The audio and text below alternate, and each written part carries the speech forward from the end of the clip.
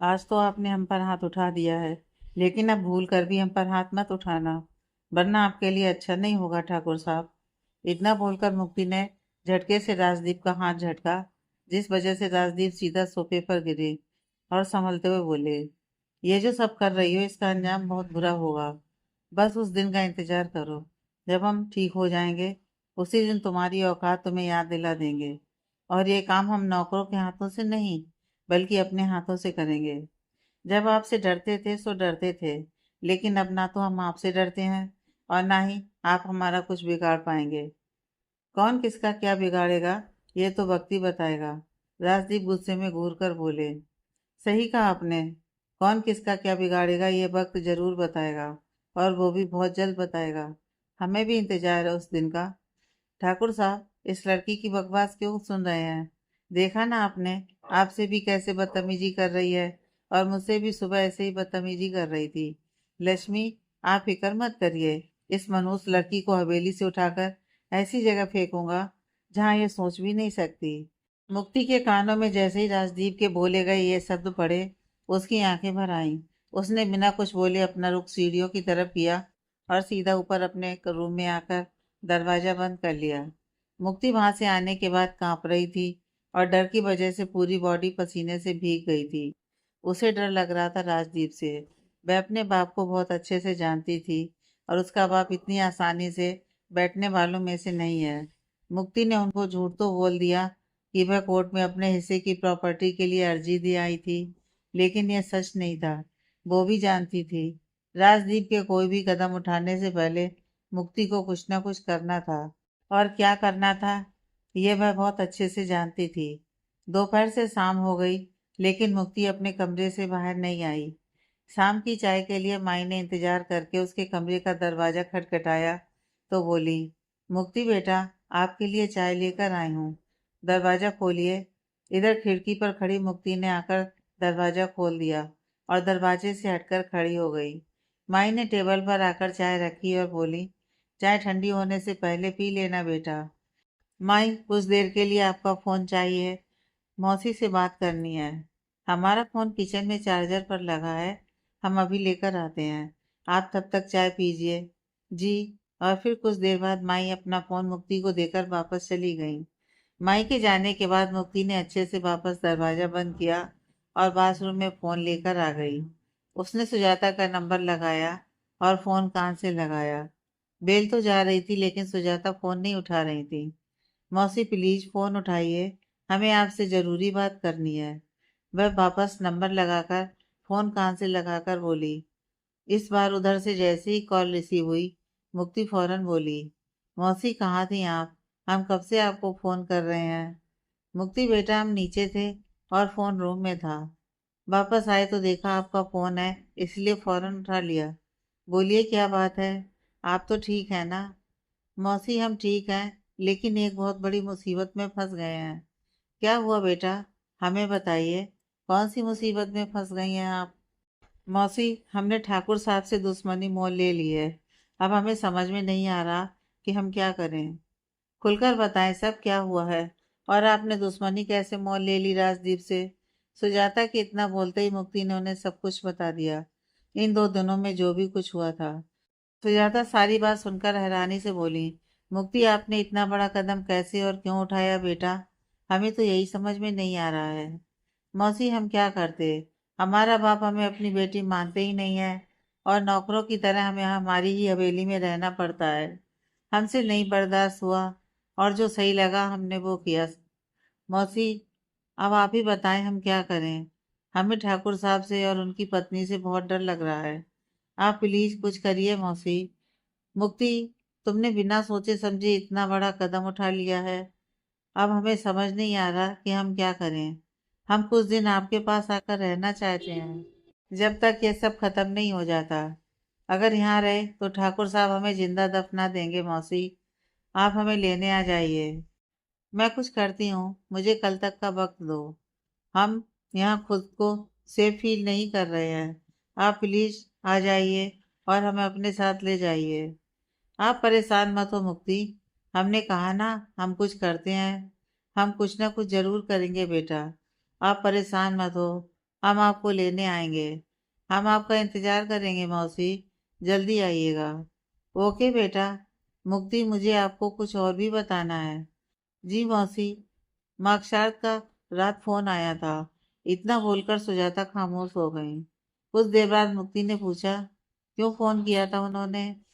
तुम्हें मिस कर रहा था, तुमसे बात करना चाहता था। आपने क्या कहा उनसे? मैंने बोल दिया तुम यहाँ नहीं हो, अपनी हवेली चली गई हो।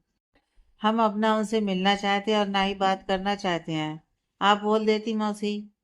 पागल मत बनो, क्या सब बोल रही हो? मार्कशार्क आपको पसंद करते हैं और शादी करना चाहते हैं। ऐसे में तुम बोल रही हो मैं उसे मना कर देती। मौसी, आप भी जानती हैं, हम भी। ठाकुर साहब हमारी शादी नहीं होने देंगे मार्कशार्क से। तुम राजदीप की फिक्र करना छोड़ दो, उससे हम बात कर लेंगे। तुम बस अपने दिल के दरवाजे मार्कशार्क के लिए खोल दो। मौसी, हम अभी मार्कशार्क के बारे में सोचना भी नहीं चाहते।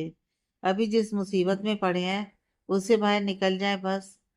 जब तक तुम्हारी मौसी है तुम्हें फिक्र करने की जरूरत नहीं है। हम खुद देख लेंगे। आप पर भरोसा है, आप सब ठीक कर देंगी। इसलिए सबसे पहले आपसे बात करते हैं। अगर हम पर इतना ही भरोसा है तो एक बार मार्कशार्क के लिए अपने दिल के दरवाजे खोल दो, फिर देखना मार्कशार्क खुद तुम्हारी सबसे रक्षा करेगा। हम उनको किसी भी मुसीबत में पड़ते नहीं देखना चाहते। आप उन्हें इन सब से दूर रखिए। वह आंखों में नमी लिए बोली। अरे बेटा, हम इतने भी पागल नहीं हैं। बस आपको मार्कशार्क के लिए अपने दिल के दरवाजे खोलने के लिए बोल रहे हैं। हम मार्कशार्क के लिए बाद में सोचना चाहते हैं मौसी। ठीक है, पहले हम मिलकर राजदीप और उसकी पत्नी से निपटते हैं। अच्छा सुनो, तुमने पूछा नहीं मार्कशार्क ने हमसे क्या कहा? हाँ, क्या कहा उन्होंने? हमसे आपकी तस्वीर मांग रहे थे। आपने क्या कहा? कहना क्या था, हमारे पास आपकी जो भी तस्वीर थी उन्हें सब सेंड कर दी। मौसी, आपने हमारी सब तस्वीरें भेज दी? जी, क्योंकि हम चाहते हैं मार्कशार्क आपको प्यार करने लगे। मौसी, हम बाद में बात करते हैं। इतना बोलकर मुक्ति ने सुजाता की कोई भी बात सुने बिना फोन काट दिया। मार्कशार्क के जिक्र से उसका चेहरा पूरी तरह से लाल हो गया था। मुक्ति ने आंखें बंद करके गहरी सांस भरी और मार्कशार्क के बारे में सोचकर मुस्कुरा दी। ये लड़की सच में पागल है। जिस लड़के से दूर भाग रही है वो इसके नजदीक आने के लिए तड़प रहा है। लेकिन ये मौसी भी किस दिन काम आएगी लाडो रानी। मैं तुम्हें और मार्कशार्क को मिलाकर रहूंगी। इधर एयरपोर्ट पर मिताली और राज सबसे पहले आ गए। लेकिन सैम, करण और जूही का कुछ अता पता नहीं था। राज फोन में वक्त देखकर इरिटेट होकर बोला, हमेशा ये गधे लेट होते हैं। इनमें से एक गधी भी है। मिताली मुस्कुराकर बोली, मालूम है राजकुमारी जी, इस वक्त आप ना ही बोले तो बेहतर है। भाई, मैं क्यों नहीं बोलूं? भाई नहीं हूं मैं तुम्हारा, खबरदार जो तुमने मुझे भाई बोला तो। राज गुस्से में मिताली को उंगली दिखाकर बोला। हाँ हाँ जानती हूँ, मुंह से निकल गया। मिताली भी अजीब सा मुंह बनाकर बोली, उस दिनों से बहुत कुछ फालतू में तुम्हारे मुंह से निकल रहा है। अपनी जबान पर लगाम लगा कर रखो, वरना अच्छा नहीं होगा। ओह हेलो, तुम मत बताओ मुझे क्या बोलना है और क्या नहीं। तुम यहाँ भी लड़ना चाहती हो मुझसे? मैं नहीं, तुम लड़ रहे हो। यार मिताली चुप करो, अभी सर दर्द हो रहा है और तुम्हारी क्या बातें दिमाग का दही कर रही हैं। जिसके दिमाग का पहले से ही दही हो रखा है उसके दिमाग का क्या दही होना। वह फिर चेहरा फेर कर बोली और सौम का नंबर लगाने लगी। राज ने गर्दन हिलाकर ऊपर देखा और मनी मन बुदबुदाया, मुझे भगवान प्यार होना था तो इसी पागल लड़की से क्यों हुआ? दुनिया में और भी बहुत सी लड़कियां हैं, लेकिन आपको इसी के हाथों मेरी बैंड बजवानी थी। अब मेरा क्या होगा भगवान आप ही देखें। क्या बड़बड़ा रहे हो और किसे गाली दे रहे हो? तुम्हें मतलब मैं किसी को भी गाली दूं? तुम्हें मुझसे क्या? मेरी बला से भाड़ में जाओ तुम। ओह हेलो, भाड़ में भी अकेला नहीं जाऊंगा, बल्कि तुम्हें अपने साथ लेकर जाऊंगा। मैं तुम्हारे साथ भाड़ में जाऊंगी? इस खुशफहमी में रहना छोड़ दो। आए बड़े, शकल देखिए अपनी। शकल में क्या रखा है, अच्छी खासी तो है। तुम्हारी शकल वो भी अच्छी खासी। Are you serious? मिताली हंसते हुए बोली। उसकी हंसी पता नहीं क्यों लेकिन राज को बिल्कुल भी अच्छी नहीं लगी। ऐसा लगा किसी ने दिल सीने से बाहर निकाल कर मसल दिया हो। राज की आंखों में नमी तैर गई।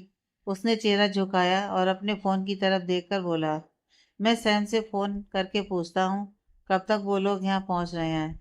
इतना बोलकर राज वहां से एक तरफ आ गया और अपनी आंखों में आई नमी को आंखों में ही जब्त कर गया और वापस फोन कान से लगा लिया। कुछ देर बाद राज मिताली के पास आकर बोला, 5 मिनट में वो लोग पहुंच रहे हैं। ट्रैफिक में फंस गए थे। 1 घंटे से खड़े उनका इंतजार कर रहे हैं। अगर पता होता तो इतनी जल्दी घर से ना निकलते। 5 मिनट में पहुंच रहे हैं वो तीनों। ट्रैफिक में फंस गए थे। आने वाले हैं। इतना इशू मत बनाओ। राज, तुम्हें हो क्या गया है? तुम मुझसे ऐसे बात क्यों कर रहे हो? मिताली ने हैरानी से पूछा। मिताली, मैं भी तुमसे यही पूछना चाहता हूँ। तुम्हारा अपने बारे में क्या ख्याल है? तुम्हें हो क्या गया है? तुम भी ऐसी बात क्यों कर रही हो? राज, तुम जानते हो मैं हमेशा से ऐसी ही बात करती हूँ। Oh really? राज हंसकर बोला। मेरे आज ऐसे बात करने से तुम्हें कितना बुरा लग रहा होगा जानता हूँ, लेकिन तुम तो हमसे हमेशा ऐसे ही बात करती हो। तुमने कभी सोचा कि हम लोगों को कैसा लगता होगा? तुमसे बात करना ही बेकार है। सच्ची बात हमेशा कड़वी होती है, ये जानता हूँ। राज, अब तुम अपनी हद पार कर रहे हो। हाथ जोड़कर विनती है, मुझसे दूर रहो, वरना मैं गुस्से में क्या सब बोल जाऊंगा मैं भी नहीं जानता, और तुम भी नहीं जानती। मिताली अपना रुख दूसरी तरफ फेर कर खड़ी हो गई और इधर राज भी अपना रुख दूसरी तरफ फेर कर खड़ा हो गया। दोनों एक दूसरे से नाराज हो गए थे। दोनों में से किसी को भी अपनी गलती मंजूर नहीं थी और ना ही दोनों अपनी गलतियां मानने के लिए तैयार थे। सैम, करण और जूही तीनों एक साथ एयरपोर्ट पर आए और उन दोनों को ऐसे खड़े देखकर तीनों ने बारी बारी हैरान होकर एक दूसरे की तरफ देखा। करण सर पर हाथ रखकर बोला, लगता है दोनों का झगड़ा फिर से हो गया है। हाँ यार, खड़े तो दोनों ऐसे ही हैं। हमारी आधी जिंदगी इन दोनों का झगड़ा सुलझाने में लग जाएगी। सैम उनकी तरफ बढ़ते हुए बोला, अभी तुम दोनों चुप करो और बात जानने की कोशिश करो। आखिर क्या बात है? किस बात पर इन दोनों का मुंह फूला हुआ है? चलो चलकर पूछते हैं। जूही उनके साथ आगे बढ़ते हुए बोली। क्या हुआ?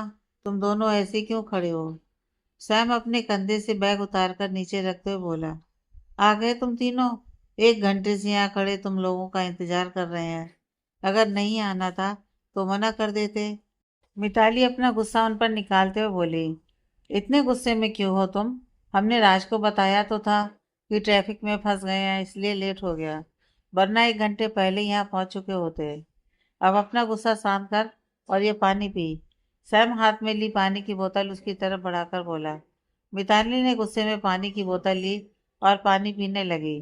पानी पीकर वह बोतल राज की तरफ बढ़ाकर बोली, पानी पियो, गुस्सा ठंडा हो जाएगा। मेरे पास पानी है। राज मिताली को इग्नोर कर जूही के हाथ से बोतल लेकर पानी पीने लगा और फिर पानी पीकर उसने जूही को बोतल वापस पकड़ाई और अपना बैग उठाते हुए बोला, जल्दी करो, 10 मिनट बाकी हैं फ्लाइट में जाने के लिए। उसके इतना बोलते ही उन चारों ने अपने बैग लिए और अंदर की तरफ बढ़ गए। उन पांचों का मुंबई का सफर शुरू तो हो गया था, लेकिन उनमें से कोई भी यह नहीं जानता था कि यह सफर राज और मिताली की जिंदगी में कितना बड़ा तूफान लेकर आने वाला है। इस बात से बेखबर वह मुंबई जाने के लिए निकल गए। राज के पास ही मिताली की सीट थी। मिताली की विंडो सीट थी। वह खुश होकर अपनी सीट पर आकर बैठी और विंडो से बाहर देखने लगी। राज भी अपनी सीट पर आकर बैठ गया और अपने फोन में देखने लगा। मिताली विंडो से बाहर देख राज की तरफ देखकर बोली, आई थिंक तुम्हें मुझे सॉरी कहना चाहिए। राज ने फोन से नजर हटाकर उसकी तरफ देखा और उसकी आंखों में देखकर बोला, सॉरी किस लिए बोलूं? थोड़ी देर पहले तुमने मुझसे कैसे बात की थी वो भूल गए तुम? लिसन मिताली, तुम भी कई बार अपनी हदें पार कर चुकी हो। मैंने तुम्हें कभी नहीं कहा। आज मैंने थोड़ा रूड होकर बात क्या कर ली, तुम तो मेरे पीछे ही पड़ गई हो। जब तुम ऐसे बोलोगे तो मैं पीछे पड़ूंगी ही। बहुत ज्यादा बदतमीज हो गई हो तुम। मुंबई से आने के बाद मैं सब कुछ अंकल को बताऊंगा। वही अब तुम्हें सुधार सकते हैं। तुम्हारी इन खोखली धमकियों से डरती नहीं हूं मैं, समझे मिस्टर राज। वो तो वक्त बताएगा। अंकल की डांट से तुम भीगी बिल्ली बनती हो या फिर यूं ही ढीठ बनी रहती हो। यू नो तुम भी मुझसे अच्छे से बात नहीं कर रहे हो। सब कमियां मुझ में ही हैं। मैं ही सबसे बुरी हूँ। तुम तो महान पुरुष हो, एकदम अच्छे भले, है ना? Mitali, shut up. तुम्हारी बदतमीजी का लेवल बढ़ता ही जा रहा है। मुझसे अब बात मत करना, वरना तुम्हारे लिए अच्छा नहीं होगा। तुम शट अप। तुम ही मुझसे बात मत करना और दूर रहना, वरना जान ले लूंगी तुम्हारी। मिताली उसकी तरफ गुस्से में उंगली दिखाते हुए बोली और विंडो से बाहर देखने लगी। उसके बाद से फिर राज ने भी उससे बात नहीं की और मोबाइल में गेम खेलने लगा। मिताली को राज पर बहुत गुस्सा आ रहा था और साथ ही साथ चिढ़न भी हो रही थी। उसका बस नहीं चल सकता था, वरना मैं राज को एयरप्लेन से ही बाहर फेंक देती। फ्लाइट लैंड होने में कुछ ही वक्त बाकी था।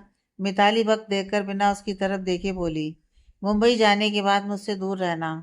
मैं तुमसे हमारी दोस्ती तोड़ रही हूँ। तुम मेरे दोस्त नहीं हो। अब से तुम अपने रास्ते और मैं अपने रास्ते। अंकल ने तुम्हें मेरी जिम्मेदारी पर यहाँ आने दिया है। यहाँ से वापस जाने के बाद तुम जो चाहो वो करो। I don't care. लेकिन जब तक यहाँ हो, तुम मेरी जिम्मेदारी पर हो। इसलिए अपने दिमाग से ये निकाल दो, तुम यहाँ कुछ भी करो, कोई रोकने टोकने वाला नहीं है। राज गेम्स खेलते हुए बोला, अगर अपनी जिम्मेदारी इतनी शिद्दत से निभाना चाहते हो तो अपना ये एटीट्यूड कम करो। मुझे क्या करना है और क्या नहीं तुमसे पूछकर नहीं करूँगा। मिस ठाकुर, तो फिर भूल जाओ मैं तुम्हारी जिम्मेदारी पर यहाँ आई हूँ। अपना खुद का ख्याल मैं खुद बहुत अच्छे से रख सकती हूँ। तुम्हारी जरूरत नहीं है।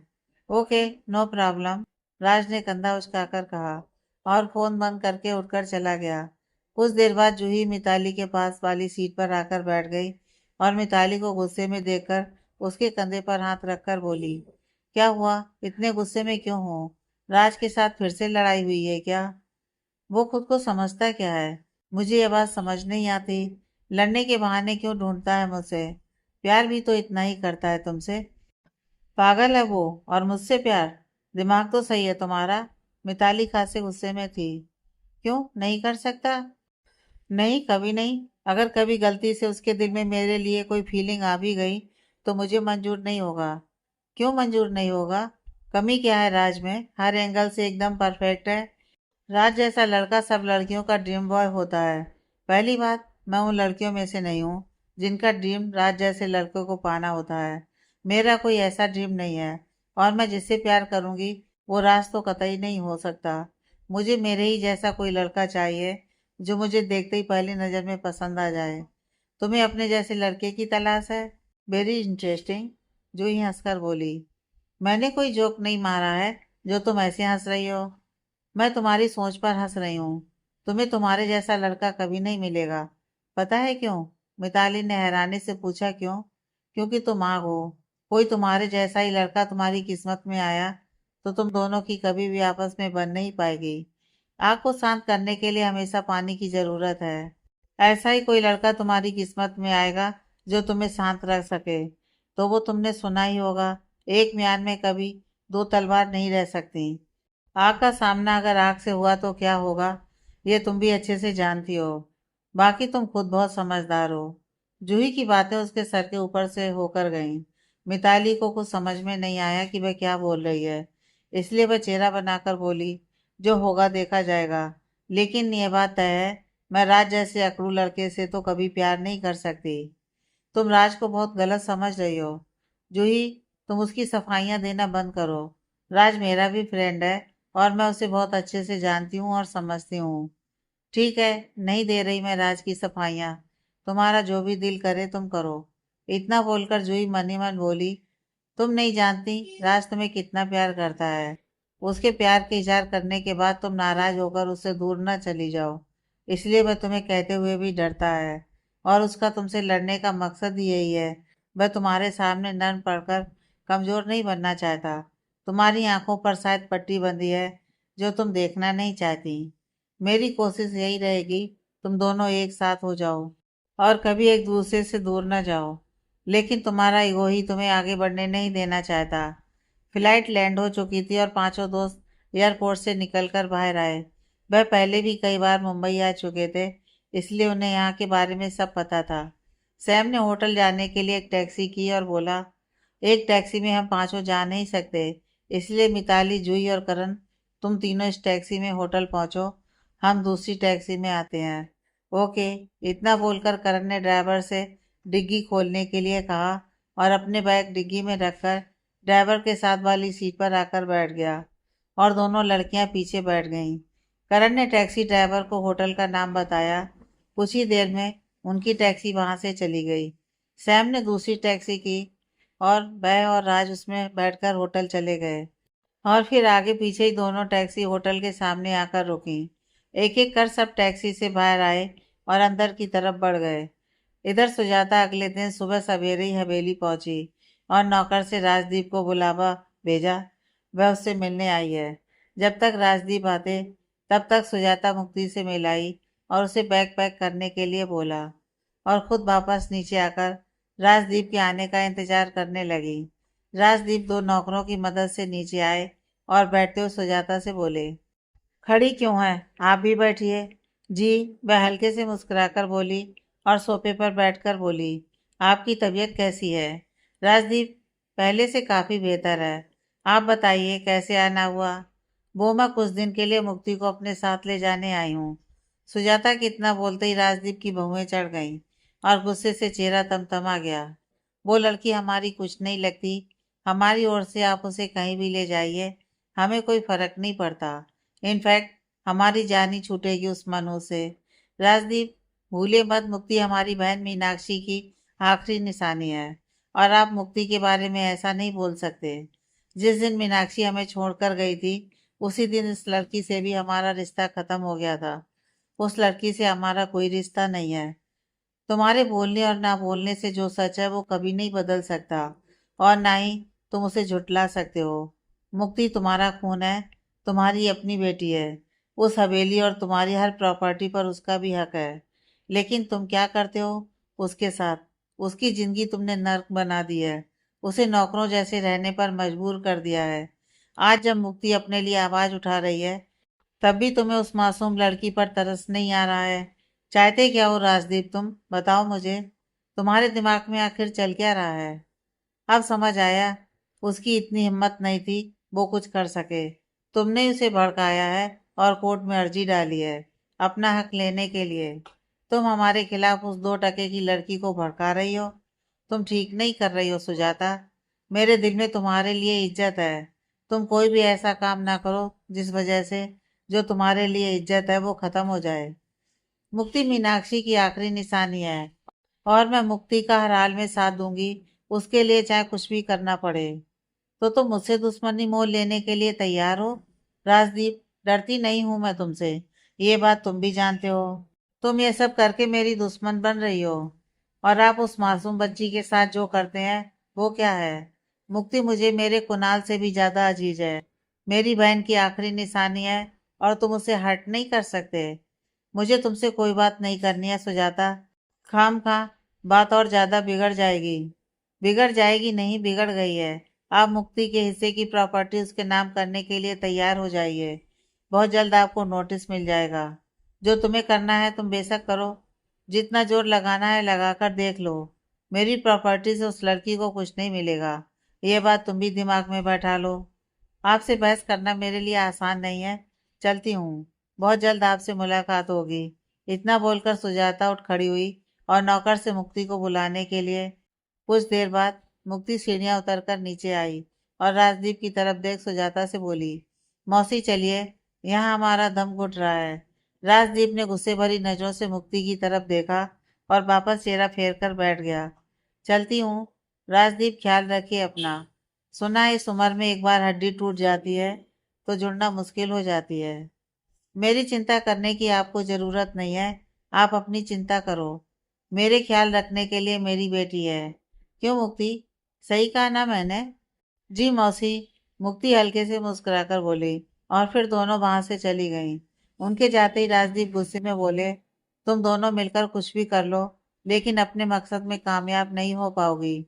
इस लड़की को ऐसी जगह फेंकने का इंतजाम कर रहा हूँ जहां से कभी भी इसकी शक्ल देखने को ना मिले। इन 2 दिनों में बहुत उड़ ली, अब अपनी बर्बादी का इंतजार करो। लक्ष्मी राजदीप के पास आकर उसके कंधे पर हाथ रखकर बोली, क्यों आई थी सुजाता और क्या कह रही थी?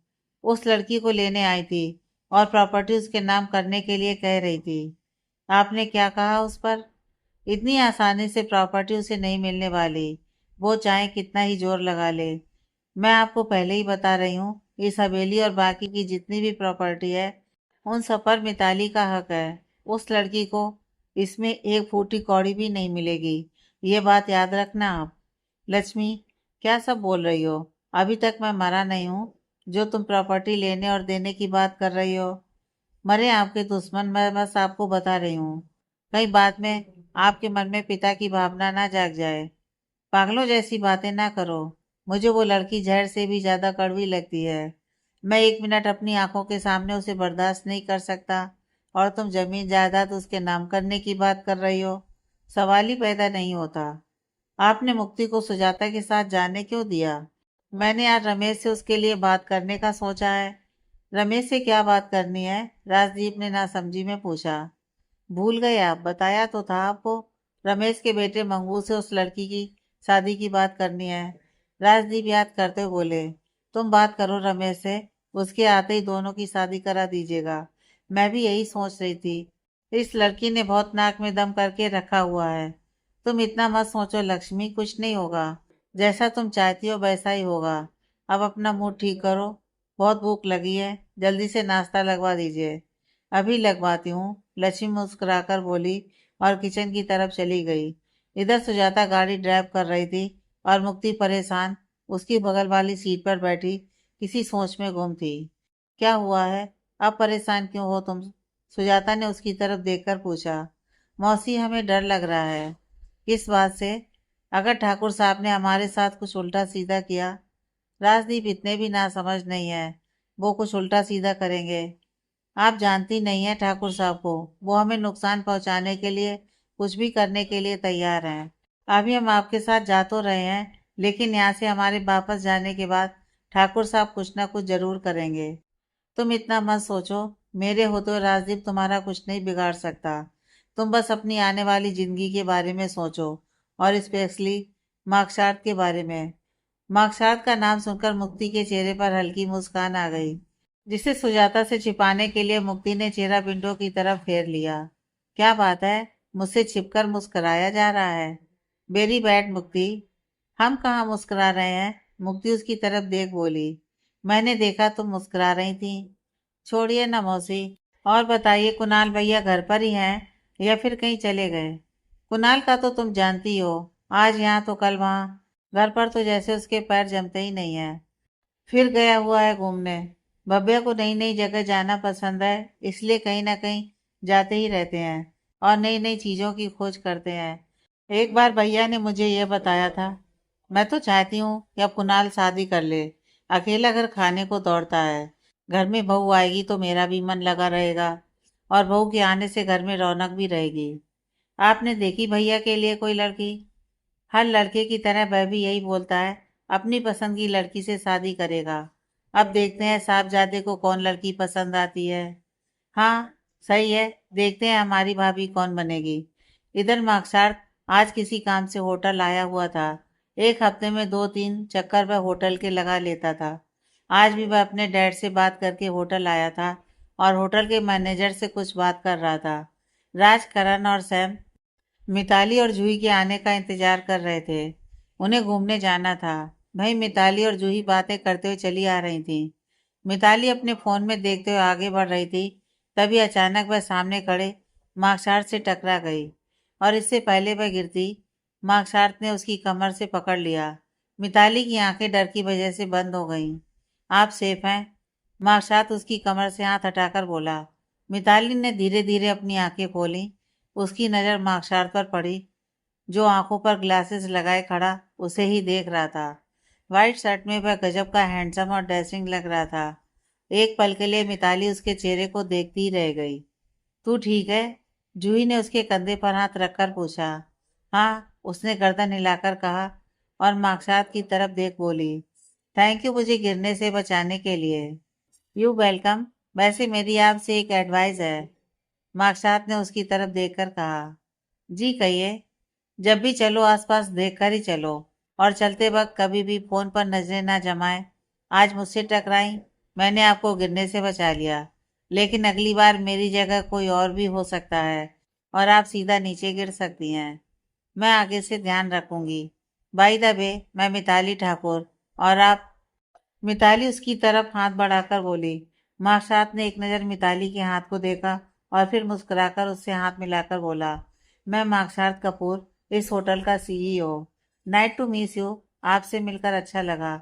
मार्कशात मुस्कुराकर बोला, थैंक यू मैम। बाय। इतना बोलकर वह मुस्कुराते हुए वहां से चली गई और मार्कशात वापस मैनेजर से बात करने लगा। तू पागल हो गई हो? तुम उससे कैसे बात कर रही थी? वो आदमी इस होटल का मालिक है, सुना ना तूने? जूही, इतना क्यों सोचती हो? वो बंदा वाकई मुझे अच्छा लगा तो थोड़ी जान पहचान बढ़ा ली उससे। इसमें क्या गलत है? गलत कुछ नहीं है, लेकिन वक्त और लोग देखकर ही बात किया कर। तू उसे कैसे देख रही थी? वो भी सोच रहा होगा पता नहीं कौन पागल है जो ऐसे आंखें फाड़ फाड़ कर देख रही थी। अब तुम भी राज की तरह भाषण देना शुरू मत हो जाना। एक से तो लड़ाई हो ही रखी है, तुमसे भी लड़ाई हो यह नहीं चाहती मैं। राज सही कहता है, तुम्हें समझना सच में मुश्किल है। तुम दिन पर दिन बदलती जा रही हो। आजकल तुम्हारा जो भी बिहेवियर है वो हमारी समझ से परे है। ऑफ कोर्स, राज सही कहता है। कीड़े तो मुझ में लगे हैं, तुम सब तो एकदम सही हो। अब तुम बात को कहाँ से कहाँ ले जा रही हो? जूही प्लीज चुप हो जाओ, मैं तुमसे लड़ना नहीं चाहती। मिताली के इतना बोलते ही जूही चुप हो गई और गहरी सांस भरकर उसके कदम से कदम मिलाकर बाहर आ गई। जहाँ खड़े तीनों लड़के उनका ही इंतजार कर रहे थे। राज भाई एक साइड में खड़ा किसी से फोन पर बात कर रहा था। करण और सैम गाड़ी के पास ही खड़े थे। यह गाड़ी सैम ने अपने एक दोस्त से कुछ दिनों के लिए ली थी, जो मुंबई का ही रहने वाला था। मिताली ने आंखों पर ग्लासेस लगाए और राज की तरफ देख बोली, गाड़ी कौन ड्राइव करने वाला है? राज गाड़ी ड्राइव करने वाला है, करण बीच में कूदकर बोला। ओके, मैं पीछे बैठूंगी। हाँ तो मैडम, आपको आगे बैठा भी कौन रहा है? मैं और राज आगे बैठेंगे, तुम तीनों पीछे जाकर आराम से बैठो। करण बत्तीसी चमकाकर बोला। चलो तुम दोनों, हम जाकर बैठते हैं जब तक ये लोग आते हैं। सैम गाड़ी की तरफ बढ़ते हुए बोला।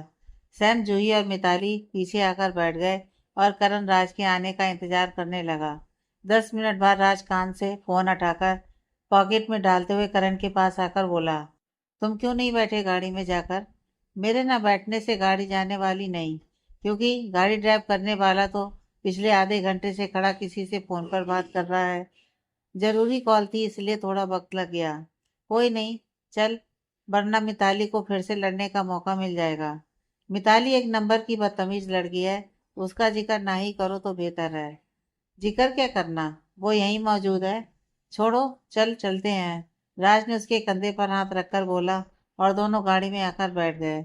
इतनी देर कहाँ लगा दी, हम कब से बैठे तुम दोनों का इंतजार कर रहे हैं। सैम घड़ी में वक्त देखकर बोला। एक जरूरी कॉल थी, उसमें ही वक्त लग गया। इतना बोलकर राज ने गाड़ी स्टार्ट की और आगे बढ़ा दी। राज ने गाड़ी में लगे मिरर में एक नजर पीछे बैठी मिताली को देखा और गहरी सांस भरकर सामने देखकर खामोशी से गाड़ी ड्राइव करने लगा। मार्क शार्प डिनर करके अपने कमरे की बालकनी में खड़ा मुक्ति के बारे में सोच रहा था।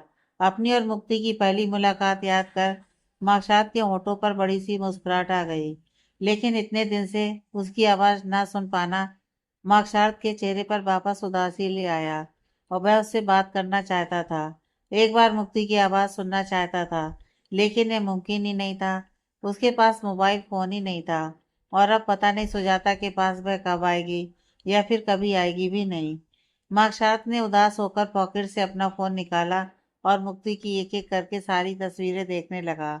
दिन में 3-4 बार मुक्ति की तस्वीरें देखना जैसे उसका रूटीन सा बन गया था। सुबह उसकी तस्वीरें देखकर मार्कशार्प की सुबह होती थी और उसकी तस्वीरें देखकर ही वह सोता था। मुक्ति की तस्वीरें ही एकमात्र जरिया था जिससे वह हर रोज अपने दिल की बात करता था। मार्कशार्प एक एक कर तस्वीरें देख ही रहा था जब उसके फोन पर एक नोटिफिकेशन आया। मार्कशार्प ने फोन ओपन करके देखा, सुजाता के नंबर से हेलो का नोटिफिकेशन आया हुआ था। मार्कशार्प मैसेज देखकर सोच में पड़ गया, लेकिन फिर बदले में उसने भी हेलो लिखकर मैसेज सेंड कर दिया। कुछ देर तक मार्कशार्प मैसेज सीन होने का इंतजार करने लगा, लेकिन जब मैसेज सीन नहीं हुआ उसने कॉल लगाकर फोन कान से लगा लिया। इधर सुजाता ने मार्कशार्प को मैसेज सेंड किया और अपना फोन मुक्ति के पास रखकर रूम से बाहर चली गई। सुजाता को गए कुछ ही देर हुई थी तभी अचानक फोन रिंग होने लगा। बेड पर बैठकर किताब पढ़ रही मुक्ति ने नजर उठाकर फोन की तरफ देखा और सुजाता को आवाज लगाकर बोली, मौसी आपका फोन बज रहा है। बेटा, आप ही उठाकर देख लीजिए किसका फोन है। हम अभी कुछ जरूरी काम कर रहे हैं। सुजाता के इतना बोलते ही मुक्ति इसी उधेड़-बुन में रह गई कि फोन उठाए या ना उठाए। कुछ देर बाद फोन बजकर खुद ही बंद हो गया। मुक्ति ने फोन की तरफ देख सुकून की सांस ली और वापस किताब पढ़ने लगी। लेकिन तभी वापस फोन बजा। मुक्ति ने परेशान होकर बिना नाम देखे कॉल पिक की और बोली, हेलो। फोन की दूसरी तरफ मार्कशात के कानों में जैसे ही जानी पहचानी आवाज सुनाई पड़ी, उसकी आंखें हैरानी से बड़ी हो गईं। उसे ऐसा लगा उसने गलती से मुक्ति की आवाज सुनी है। उसे अपने कानों पर यकीन ही नहीं हुआ। मार्कशात धड़कते दिल के साथ धीरे से बोला, हेलो। मुक्ति समझ ही नहीं सकी कि ये किसकी आवाज है, इसलिए वह बोली, जी कौन बात कर रहे हैं? मुक्ति, उसने धीरे से जैसे ही उसका नाम पुकारा, मुक्ति ने हैरानी से पूछा, जी कौन? आपने मेरी आवाज नहीं पहचानी, लेकिन मैं आपकी आवाज पहचान चुका हूँ। कौन है आप? मुक्ति, मैं मार्कशात। वह इतना ही बोला। मुक्ति की आंखें बड़ी बड़ी हो गईं और चेहरे पर लाली उतर आई। दिल की धड़कनें तेज तेज चलने लगीं। उसे कुछ बोला नहीं गया, इसलिए वह खामोश होकर उसकी सांसों का शोर सुनने की कोशिश करने लगी। उम्मीद नहीं थी आपसे मेरी बात हो पाएगी। मार्कशात अपनी खुशी जाहिर करते हुए बोला। क्यों उम्मीद नहीं थी? उसने धीरे से पूछा। आप उस दिन ऐसे अचानक चली गई थी, मुझे बिल्कुल भी अच्छा नहीं लगा था।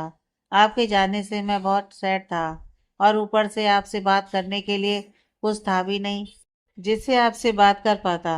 मेरी वजह से आपको सैड होने की ज़रूरत नहीं है। क्यों ज़रूरत नहीं थी? कैसे हैं आप? मुक्ति, मेरी बात का ये जवाब नहीं है। बताइए, आपने ऐसा क्यों बोला? मुझे नहीं पसंद कोई मेरे लिए सैड हो। मैं कोई नहीं हूँ मुक्ति। हमारी शादी होने वाली है। कैसे हैं आप? मैं ठीक हूँ। आप बताइए कैसी हैं? हम भी ठीक हैं। मैं आपसे मिलना चाहता हूँ मुक्ति। आप हमसे मिलना चाहते हैं? हाँ, बताओ कब मिलने आऊँ? अभी नहीं। अभी नहीं तो कब? पता नहीं। आप यहाँ कब तक रहेंगी? 2-3 दिन में चले जाएंगे। माशात, आप हमारी एक बात मानेंगे? जी कहिए। मार्कशात उसके मुंह से अपना नाम सुनकर मुस्कुराकर बोला, आप हमसे शादी के लिए मना कर दें। ये क्या बोल रही हैं आप? मार्कशात ने हैरानी से पूछा। हम जो भी बोल रहे हैं बिल्कुल सही बोल रहे हैं। आप हमसे शादी करने से मना कर दीजिए। मना कर दूंगा, लेकिन पहले वजह बताइए, क्यों मैं आपसे शादी करने के लिए मना कर दूं? हम आपको डिजर्व नहीं करते? अच्छा जी, ये कोई शादी से मना करने की वजह नहीं है। कुछ और बताइए। इससे बढ़कर और क्या वजह होगी शादी न करने की? जी, आपने वजह दी, यह कोई वजह नहीं होती, बल्कि बेवकूफ़ी से भरी बातें होती हैं। हम बेवकूफ़ी वाली बातें नहीं कर रहे हैं। जानता हूँ, इसलिए वजह पूछ रहा हूँ। हमें अभी शादी नहीं करनी। कब तक नहीं करना चाहती हैं आप शादी? 2-3 साल। मैं तब तक भी आपका इंतजार कर सकता हूँ, लेकिन मुझसे शादी न करने से मना मत करिए। क्या मैं आपको पसंद नहीं हूँ? ऐसा नहीं है। आप बहुत अच्छे हैं, लेकिन हम अच्छे नहीं हैं। कोई बात नहीं, मैं आपको अच्छा बना दूंगा। आप बस शादी से मना मत करिए। मकसद प्लीज, आप मेरे डैड और मेरी माँ की पसंद है। मैं उनकी पसंद से ही शादी करना चाहता था। उनका कहना है आपसे अच्छी उनको कोई और बहू नहीं मिलेगी। आपको मना करना है, डैड से बात करके मना कर दीजिए। हम मना नहीं कर सकते। मैं भी मना नहीं कर सकता। अच्छा आप बताइए, आप कैसी हैं? ठीक तो है ना? हमें क्या होगा, हम बिल्कुल ठीक हैं। मुक्ति फीकी मुस्कान होठों पर सजाकर बोली, आपकी बातों से मुझे लग रहा है कि आप ठीक नहीं हैं। बोलिए, मुझे क्या बात है? क्यों इतना परेशान है? सुजाता के अलावा आज तक उसकी आवाज की उदासी कोई पहचान नहीं पाया था, लेकिन मार्कशात ने कुछ ही दिनों में उसकी खामोशी जान ली थी। मुक्ति की आंखों में नमी जमा हो गई और गला चोक हो गया, जिस वजह से उसके हलक से आवाज ही नहीं निकली। हम ठीक हैं। मुझे नहीं लग रहा आप ठीक हैं। मुक्ति, बताइए क्या हुआ है? मार्कशात, हमें नींद आ रही है, बाद में बात करते हैं। यह सही है, बात ना करने के बहाने कोई आपसे पूछे।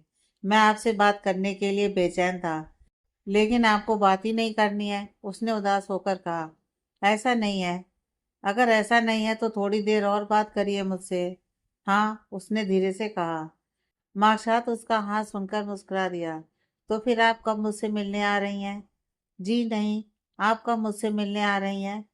हम कैसे? मुझे भी आप वहाँ आने से मना कर रही हैं और आप खुद भी मुझसे मिलने नहीं आ रही हैं। ये सही नहीं है। मुझे आपसे मिलना है। हम नहीं आ सकते। क्या मैं सुजाता आंटी से बात करूं? नहीं, अभी कुछ दिन पहले तो हम वहाँ से आए हैं। भाई दबे, अंकल की तबीयत अब कैसी है? आपसे बातों में अंकल के बारे में पूछना ही भूल गया। ठीक है। हॉस्पिटल से डिस्चार्ज होकर घर आ गए या अभी भी हॉस्पिटल में ही हैं? घर आ गए हैं। आंटी ने बात की अंकल से? किस बारे में? अरे यार, हमारी शादी के बारे में। और किस बारे में? आपको शादी की बहुत जल्दी नहीं है? अपने मनपसंद शख्स से शादी हो तो जल्दी होती है। आपको नहीं है मुझसे शादी करने की जल्दी? नहीं। एक बार आपको मुझसे प्यार हो जाएगा, उसके बाद मुझसे शादी करने की जल्दी भी हो जाएगी। आप हम बाद में बात करते हैं। इतना बोलकर मुक्ति ने फौरन कॉल डिस्कनेक्ट कर दी और आंखें बंद करके गहरी गहरी सांसें लेने लगी। उसके दिल की धड़कनों का शोर इतना था कि वह अच्छे से सुन पा रही थी। इधर मार्कशात कॉल डिस्कनेक्ट देख मुक्ति की हरकत पर मुस्कुरा दिया। वह सच में बहुत मासूम और नादान थी। मार्कशात को उस पर जी भरकर प्यार आ रहा था। मार्कशात ने मुक्ति की तस्वीर चूम ली और फोन सीने से लगाकर मुस्कुरा दिया और आसमान में निकल रहे चांद को देखने लगा। इधर मुक्ति अभी भी फोन हाथ में लिए बैठी मुस्कुरा रही थी। जब उसके कानों में खखारने की आवाज सुनाई पड़ी, उसने गर्दन घुमाकर दरवाजे की तरफ देखा। सुजाता खड़ी मुस्कुरा रही थी। आपका वहीं? बस अभी अभी आई। मार्कशाह से बात हुई? जी। वह गर्दन झुकाकर हल्के से मुस्कुराकर बोली। अच्छी बातें करता है ना? हाँ। अरे मेरी लाडो रानी, इतना मुझसे शर्मा क्यों रही हो? मैं तो तुम्हारी दोस्त की तरह हूं ना। तो बताओ क्या कहा मार्कशात ने? सुजाता मुक्ति के सर पर प्यार से हाथ फेर कर बोली। इधर पूरे दिन घूमने के बाद मिताली अपने रूम में लेटी आराम कर रही थी। इतनी थकान के बाद भी उसकी आंखों में नींद का कोई नामो निशान नहीं था। बस दिमाग में सुबह वाला सीन चल रहा था। मार्कशात उसके दिमाग से निकल नहीं रहा था। इतना हैंडसम और डैशिंग बंदा उसने आज से पहले कभी नहीं देखा था। जो छवि मिताली को अपने ड्रीम बॉय को लेकर थी, मार्कशात उसके लिए बिल्कुल परफेक्ट था। मार्कशात कपूर, यही नाम है ना तुम्हारा? तुमसे दोबारा मुलाकात करना तो बनता है। मिताली मुस्कुराकर बोली। वह उठी और रूम का दरवाजा खोलकर बाहर चली गई। मिताली अपने रूम से निकलकर नीचे आई और रिसेप्शन की तरफ बढ़ गई। वह रिसेप्शन पर बैठे लड़के से बोली। Excuse me. जी कहिए, मैं आपकी क्या मदद कर सकता हूँ? मिस्टर मार्कशात कपूर, उनका एड्रेस मिल सकता है? मिताली के इतना बोलते रिसेप्शन पर बैठा लड़का हैरानी से मिताली को ऊपर से नीचे तक देखकर बोला। सॉरी मैम, मैं सर का एड्रेस आपको नहीं दे सकता। मुझे उनसे कुछ ज़रूरी बात करनी है। अगर हो सकता है प्लीज़। नो मैम, मैं सर का एड्रेस नहीं दे सकता आपको। मिताली कुछ देर वहीं खड़े होकर सोचते हुए बोली। मिस्टर मार्कशात, अब कब यहाँ आएंगे? कुछ कह नहीं सकते। सर अब कब होटल आएंगे? मतलब? सर रोज होटल नहीं आते, हफ्ते में एक दो बार ही आते हैं। Okay thanks. इतना बोलकर मिताली वापस जाने के लिए जैसे ही मुड़ी, उसकी नज़र राज पर पड़ी, जो उससे कुछ दूर खड़ा उसे ही घूर रहा था। और उसके चेहरे के एक्सप्रेशन देखकर मिताली को समझते देर नहीं लगी।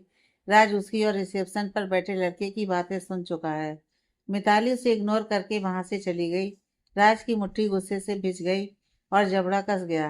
वह मिताली के पीछे ही चला गया। मिताली अपने रूम का दरवाजा खोलती इससे पहले ही राज ने आकर उसकी कलाई पकड़ी और रूम में अंदर लेकर आया।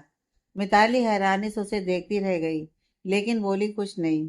राज ने रूम में आकर उसकी कलाई छोड़ी और गुस्से में दांत भींच कर बोला। क्या कर रही थी वहां और उस लड़के से क्या बोल रही थी? मिताली अपनी लाल हो चुकी कलाई की तरफ देखकर बोली। तुम बदतमीज हो गए हो राज। ये क्या बदतमीजी है? राज गुस्से में घड़ी में वक्त देखकर बोला। इतनी रात में वहां क्या कर रही थी? वक्त देखा है तुमने? क्या हो रखा है? मेरी इतनी फिक्र करने की जरूरत नहीं है तुम्हें। मैं अपना ख्याल खुद रख सकती हूँ। छोटी बच्ची नहीं हूँ, समझे तुम? ये मार्कशात कपूर कौन है जिसके बारे में तुम उस लड़के से पूछ रही थी? मिताली बेड पर आराम से बैठते हुए बोली। तुम्हें क्यों जानना है मार्कशात के बारे में? मिताली, जब तक तुम यहाँ हो तुम मेरी जिम्मेदारी हो। किससे मिलती हो, किससे बात करती हो, तुम्हारी हर बात के बारे में मुझे खबर होनी चाहिए। राज, 2-3 दिन से तुम्हारा ना बहुत हो रहा है। अब बस कर दो। इरिटेट हो गई हूँ तुम्हारे इस रिएक्शन से। बस कर दो। अब वह दोनों हाथ जोड़कर बोली। राज मिताली के जुड़े हाथ देखकर नर्म पड़ गया और उसके पास आकर बैठते हुए मिताली के हाथ नीचे करते हुए बोला, अंकल ने तुम्हारा ख्याल रखने के लिए मुझे कहा है। मैं नहीं चाहता तुम्हें एक खरोच भी आए, इसलिए थोड़ा रूड होना पड़ रहा है। इतना रूड कौन होता है राज? तुम्हारे इस रूडपन से मुझे कितना दुख होता है तुम सोच भी नहीं सकते। सॉरी, आगे से ऐसा कुछ नहीं करूँगा जिससे तुम्हें थोड़ा भी दुख हो। मैंने भी तुमसे बदतमीजी से बात की है, जानती हूँ। तुम्हें बहुत हर्ट हुआ होगा, इसलिए मेरी तरफ से भी सॉरी राज। एक बात पूछ सकता हूँ? वह मिताली के चेहरे पर नजर जमाकर बोला। हाँ पूछो। इस वक्त तुम नीचे क्या करने गई थी और किसके बारे में तुम उस लड़के से क्या पूछ रही थी? नींद नहीं आ रही थी इसलिए थोड़ा टहलने गई थी। और जिसके बारे में मैं उस लड़के से पूछ रही थी वो लड़का इस होटल का मालिक है, मार्शाद कपूर। तुम्हें उसके बारे में क्या और क्यों जानना था? सुबह उससे मेरी एक छोटी सी मुलाकात हुई थी, बस उससे थोड़ी जान पहचान बढ़ाना चाहती हूँ। राज ने अपने धड़कते दिल के साथ पूछा। वो लड़का तुम्हें पसंद है? हाँ, पहली मुलाकात में बहुत अच्छा लगा। राज फीकेपन से मुस्कुराकर उठ खड़ा हुआ और बोला, बहुत रात हो गई है, सो जाओ। तुम कहाँ जा रहे हो? मिताली उसके चेहरे की मुस्कान देखकर बोली। नींद आ रही है, सोने जा रहा हूँ। Good night. इतना बोलकर वह मिताली का जवाब सुने बिना ही वहां से चला गया। यह लड़का समझ ही नहीं आता, एक पल में इतना स्वीट हो जाता है और दूसरे ही पल में रूड हो जाता है। राज का कुछ समझ ही नहीं आता है। क्या मैं राज को बता दूं? मार्कसात मुझे पहली नज़र में भा गया है, इसलिए मैं उसके बारे में पता कर रही थी। नहीं यार, मैं उसे कैसे बता दूं? अगर वह सच में गुस्सा हो गया मेरे मुंह से किसी और का जिक्र सुनकर। वैसे भी जब से यहाँ आए हैं बहुत बार बोल चुका है, मैं उसकी जिम्मेदारी हूँ। अभी उसे मार्कसात के बारे में कुछ नहीं बताती। मार्कसात से मिलकर उससे बात करके जानने समझने की कोशिश करती हूँ। उसके बाद राज को मार्कसात के बारे में बताऊंगी। हाँ, यही सही रहेगा, वह खुद ही सोचते हुए बोली। राज मिताली की बात सुनकर थके कदमों से चलते हुए अपने रूम में आया और दरवाजा बंद करके उससे ही लगकर खड़ा हो गया। जिस लड़की से वह प्यार करता है वो उसे किसी और लड़के के बारे में बता रही थी, किसी और का जिक्र उसके सामने कर रही थी। यह सोचे और जाने बिना उसके मुंह से किसी और का जिक्र सुनकर उसे कैसा महसूस होगा, कितने दर्द से वह गुजर रहा है। राज ने अपने चेहरे पर हाथ फेरा और आकर बेड पर पैर लटकाकर बैठ गया। उसे बता भी नहीं सकता कि मैं उससे प्यार करता हूँ। अगर कभी गलती से भी बता दिया तो मिताली का क्या रिएक्शन होगा यह वह अच्छे से जानता था। वह उससे नफरत करने लगेगी और हमेशा के लिए उससे दूर चली जाएगी। मिताली अपनी जिद में क्या कर जाए ये वह जानता था, इसीलिए खामोश रहना ही उसने बेहतर समझा। पूरी रात वह सो न सका। मिताली और उसकी कई बातें पूरी रात उसके दिमाग में रहीं, जिस वजह से सुबह से ही सर दर्द से फटा जा रहा था। राज ने दोनों हाथों से सर थामा और उठकर बैठ गया। कुछ देर ऐसे ही बैठे रहने के बाद वह उठा और बैग से दवाई निकालकर उसने खा ली। ये लड़की एक दिन मुझे जान से ही मार कर दम लेगी। मुझे सुकून से रहने दे, ऐसी इसकी हरकत नहीं है। हर वक्त मिताली के पास चौकन्ना रहना पड़ता है, कब कहाँ क्या कर जाए कोई नहीं जानता। इधर मिताली सबसे पहले तैयार होकर नीचे आई और चारों ओर नजरें घुमाकर देखने लगी। रिसेप्शन पर बैठे लड़के की नज़र उस पर जैसे ही पड़ी उसने मार्कसात का नंबर लगाकर फोन कान से लगा दिया। तैयार हो रहे मार्कसात ने होटल का नंबर देखकर फोन स्पीकर पर डाला और बाल बनाते हुए बोला, हाँ बोलो क्या बात है। Good morning sir. Good morning. इतनी सुबह सुबह कॉल करने की कोई खास वजह? जी सर, वो एक्चुअली रात से एक लड़की ने कई बार आपके बारे में पूछ लिया है। मेरे बारे में किस लड़की ने पूछा है? कौन है वो लड़की? तुम जानते हो उसे? हमारे होटल में ही ठहरी है। मैं नहीं जानता सर। कौन है वो लड़की? रात आपके घर का एड्रेस पूछ रही थी। तुमने बताया उसे घर का एड्रेस? No sir. ठीक किया नहीं बताया उसे एड्रेस। पता नहीं कौन होगी। मैं कुछ देर में होटल ही पहुंच रहा हूँ। इतना बोलकर मार्कसात ने कॉल डिस्कनेक्ट की और अच्छे से बाल बनाते हुए बोला, ये कौन लड़की है जो मेरे बारे में मेरे ही होटल में पूछताछ कर रही है? जाकर देखना होगा। एक्सक्यूज मी मैम, उस लड़के ने मिताली को आवाज लगाई। मिताली उसके पास आई और बोली, जी। सर से अभी अभी मेरी बात हुई है, कुछ ही देर में सर यहीं आ रहे हैं।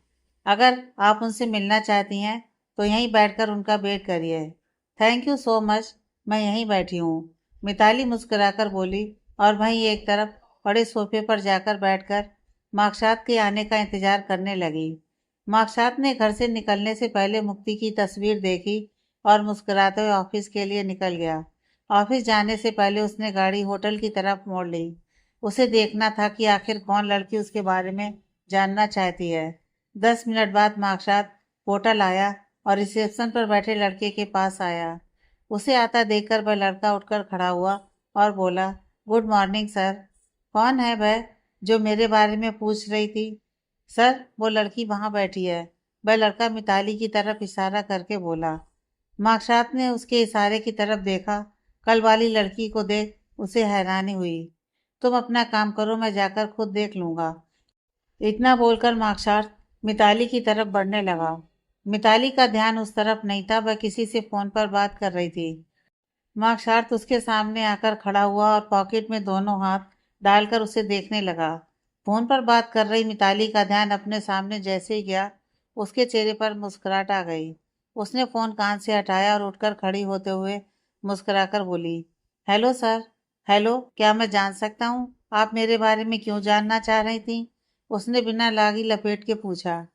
किसने कहा आपको मैं आपके बारे में जानना चाह रही थी? मिताली अपनी बात से मुकर कर बोली। आपने महेश से मेरे घर का एड्रेस मांगा था ना? ओह हाँ, याद आया। मैं आपसे मिलना ही चाह रही थी। बताइए फिर क्यों मिलना चाह रही थी? क्या आप कॉफी पर चल सकते हैं मेरे साथ? मिताली ने भी डायरेक्ट मुद्दे की बात कही। सॉरी, मुझे ऑफिस के लिए लेट हो रहा है। जब आप फ्री हो तब चलते हैं। मार्कशात मिताली को आंखें छोटी करके घूरते हुए बोला, देखिए मिस, मैं कोई ऐरा गैरा नहीं हूँ, इस होटल का मालिक हूँ। और आप कितनी आसानी से मुझसे कॉफी पर जाने के लिए बोल रही हैं। मेरी तरह आप भी तो इंसान ही हैं। एक इंसान समझकर आपको कॉफी पर जाने के लिए पूछ रही हूँ। अगर नहीं जाना चाहते तो कोई बात नहीं, आप मना भी कर सकते हैं। मार्कशात कुछ सोचते हुए बोला, शाम 5 बजे तैयार होकर यहीं मिलना। इतना बोलकर वह एक नज़र मिताली पर डालकर लंबे लंबे डग भरता हुआ वहां से चला गया। उसने मेरे साथ कॉफी पर जाने के लिए हाँ बोला है। यस, उसने हाँ बोला है, मिताली खुश होकर बोली और वहां से खुश होकर वापस अपने रूम की तरफ चली गई। राज ने उसे मार्कशात से बातें करते हुए देख लिया था। वह वहीं एक तरफ खड़ा उनको देख रहा था। एक बार फिर उसकी मुट्ठी गुस्से से भिज गई, लेकिन वह अपना गुस्सा दबा गया और खुद को नॉर्मल करके चेहरे पर मुस्कान सजाकर चला गया। सुबह से ही वह उदास था। उसकी उदासी की वजह क्या थी, यह उसके अलावा कोई भी नहीं जानता था। करण ने उसे उदास देखकर पूछा, क्या हुआ है भाई, इतना उदास क्यों हुआ है? राज गहरी सांस भरकर चेहरे पर मुस्कुराहट सजाकर बोला, उदास नहीं हूँ, बस कुछ सोच रहा था।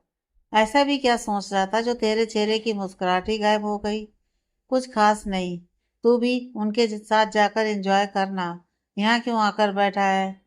मैं बस अभी आया, तुम्हें उदास देखा तो इसलिए पूछ लिया। तुम भी चलो, बहुत मजा आ रहा है। मेरा मन नहीं है, तुम जाओ।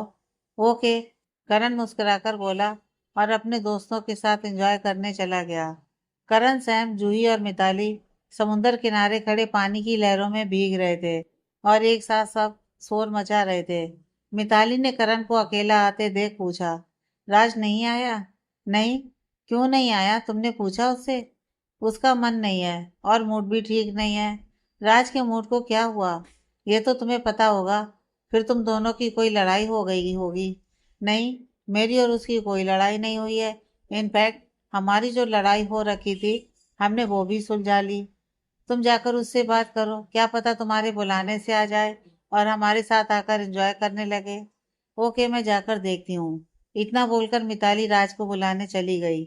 जूही अफसोस से मिताली को जाता देख धीरे से बोली, तुम जो भी कर रही हो वो सही नहीं कर रही हो। उसका दिल तोड़कर तुम बहुत पछताने वाली हो। मिताली राज के बराबर साइड आकर बैठते हुए बोली, इतना सड़ू फेस क्यों बनाकर बैठे हो? क्या हुआ है, सब ठीक तो है ना? हाँ, सब ठीक है, बस। वह थकी आवाज के साथ बोला, मुझे तुम्हारी तबीयत ठीक नहीं लग रही है। इतना बोलकर मिताली ने राज का माथा छूकर देखा। उसका माथा तप रहा था। मिताली हैरानी से बोली, तुम्हें तो बुखार है। मैं ठीक हूँ, मुझे कोई बुखार बुखार नहीं है। हर बात में जिद करना सही नहीं होता है। चलो उठकर डॉक्टर के पास चलते हैं। मिताली उसका हाथ पकड़कर उठते हुए बोली। राज ने उसके हाथ में अपना हाथ देखा और हल्के से मुस्कुराकर उसके हाथ से अपना हाथ खींच लिया और खड़े होते हुए बोला, मैं ठीक हूँ, कुछ नहीं हुआ है। इतने से बुखार से मर नहीं जाऊंगा मैं। क्या बकवास कर रहे हो, चुपचाप डॉक्टर के पास चलो, वरना अच्छा नहीं होगा। मिताली गुस्से में बोली और राज की कलाई पकड़कर उसे गाड़ी के पास ले आई और गाड़ी का दरवाजा खोलते हुए बोली, बैठो चुपचाप गाड़ी में जाकर। मिताली, मैं ठीक हूँ। मुझे पता है तुम ठीक हो, लेकिन एक बार डॉक्टर को दिखाना जरूरी है।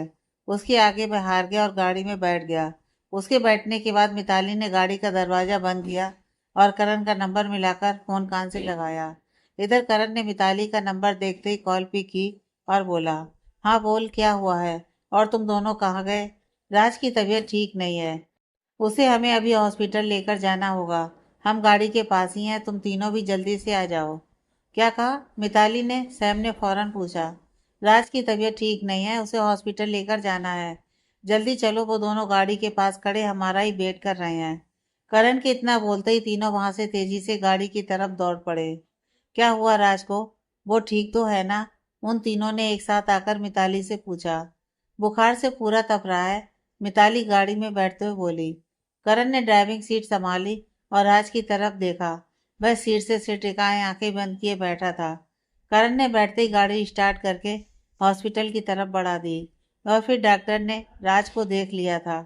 डॉक्टर ने राज को इंजेक्शन लगाया और कुछ मेडिसिन लिखकर दी और उसे अपना ख्याल रखने को कहा। राज हॉस्पिटल से बाहर आते हुए बोला, मैंने कहा था हल्का बुखार है, लेकिन तुम लोगों ने माना नहीं। मैं ठीक हूँ। 103 बुखार था और तुम बोल रहे हो तुम ठीक हो। डॉक्टर ने अच्छे से मेडिसिन लेने को कहा है और अपना ख्याल रखने के लिए कहा है। ऐसे ही डॉक्टर ने नहीं कहा है। सैम उसके लिए गाड़ी का दरवाजा खोलते हुए बोला। एक एक कर चारों दोस्त गाड़ी में बैठ गए और गाड़ी होटल की तरफ बढ़ गई। राज को उसके रूम में आराम करने के लिए कहकर चारों अपने अपने रूम में चले गए। राज ने रूम में आकर दवाई खाई और कुछ देर आराम करने के लिए लेट गया। पूरी रात सोया नहीं था, इसलिए लेटते ही वह नींद के आगोश में चला गया। इधर मिताली ने रूम में आकर वक्त देखा। 4:30 बज चुके थे। उसने अपने बैग से सबसे अच्छी शॉर्ट्स ड्रेस निकाली और तैयार होने चली गई। 5 बजने में 5 मिनट बाकी थे जब मिताली तैयार होकर नीचे आई और मार्कशात के आने का इंतजार करने लगी। पूरे 5 बजे मार्कशात की गाड़ी होटल के बाहर आकर रुकी। वह गाड़ी से बाहर आया और आंखों पर ग्लासेस लगाकर अंदर की तरफ बढ़ गया। अंदर आते ही उसकी नज़र मिताली पर पड़ी, जो शायद उसका ही इंतजार कर रही थी। मार्कशात उसके पास आकर बोला, चलिए चलते हैं। जी, वह मुस्कुराकर बोली और मार्कशात के साथ गाड़ी की तरफ बढ़ गई। मार्कशात ड्राइविंग सीट की तरफ बढ़ गया और मिताली गाड़ी का दरवाजा खोलकर अंदर बैठ गई। मार्कशात ने गाड़ी स्टार्ट की और कैफे की तरफ बढ़ा दी।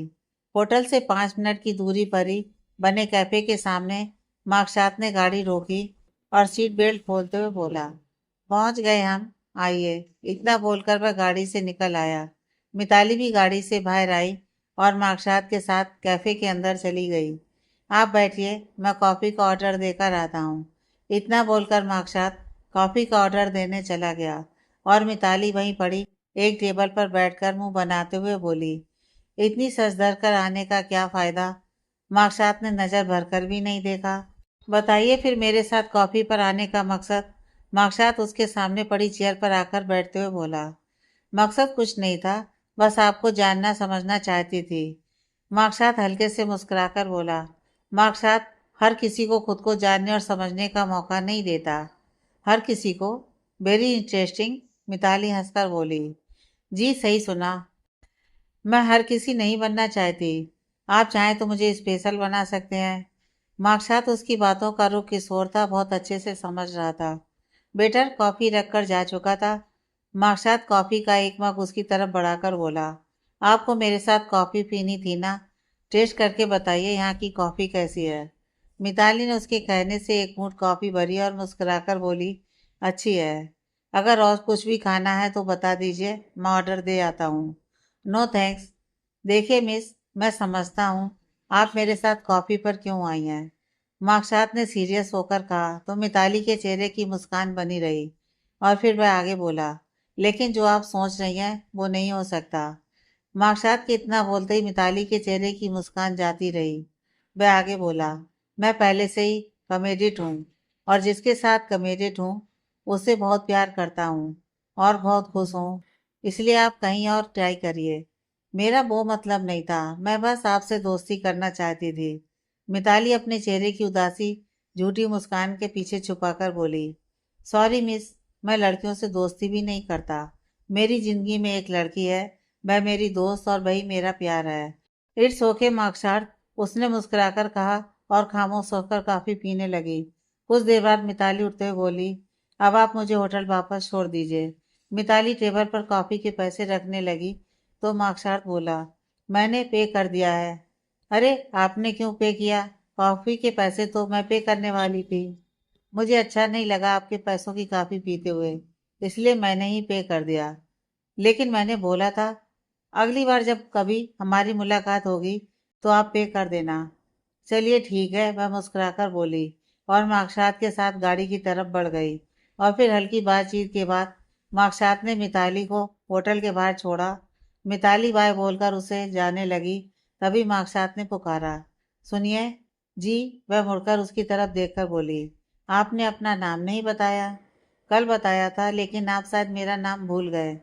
सॉरी, याद नहीं रहा। मिताली ठाकुर। मिताली, अब नहीं भूलूंगा, वह हल्की मुस्कान के साथ बोला। बाय। एक बार फिर वह बोली और वहां से चली गई। मार्कसात ने मुस्कुराकर गाड़ी स्टार्ट करके आगे बढ़ा दी और मुस्कुराते हुए बोला, मुक्ति के होते हुए मुझे किसी की जरूरत नहीं है, मेरे लिए वही काफी है। मिताली जब तक अपने रूम में आई उसकी आंखों में नमी जमा हो गई। उसने रूम में आकर हाथ में लिया पर्स बेड पर फेंका और आंखों की नमी पोंछते हुए बोली, मेरे ही मुंह पर मुझे मना किया।